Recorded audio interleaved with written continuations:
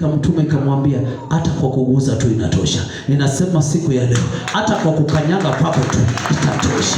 Hata kwa kukanyaga kwako tu hapa itatosha. Bwana asifiwe. Imani ndio kitu cha tuokoa. Na wacha nikwambie kitu kimoja. Wenda ukachukulia kawaida, lakini wacha nikusaidie kwa hii ya bure. Sio kawaida. Sio kila kitu utaona katika maisha yako kitakuwa cha kawaida. Kuna siku moja utaamuka ujue Mungu huwa anadhihirisha ule mtu anayetaka kumdhihirisha. Tazama uone ya kwamba wakati Musa alifika mwisho wake wa kufa, Mungu yeye hakumwambia aita wana wa Israeli walete CV, lakini Mungu aliinua Joshua na kumdhihirisha kwa Musa mwenyewe ili aongoze wana wa Israeli. Leo hii ninasema Mungu anaenda kukudhihirisha mbele ya mtu atakaye kusimamisha. Bwana sifiwe. Kitu kimoja ninakuomba leo tunapoenda kwanza ibada ya maombi. Imani tu yako.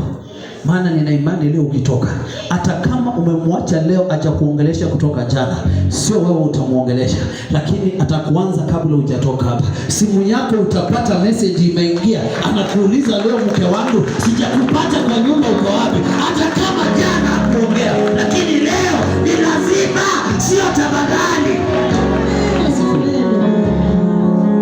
Leo unaposimama kuomba, yote uliuliza kazi, sio tafadhali. Ile kazi unaibia ukiambia Mungu, sio tafadhali nilipeleka CV zangu. Wewe unadhihirisha watu bila CV, na itakuaje mimi nilifikisha CV zangu? Inapoenda kusoma isionekane ya mwingine kabla yangu itaonekana. Bwana siku. Tazama ule mwanamke, watu wangapi walikuwa pale?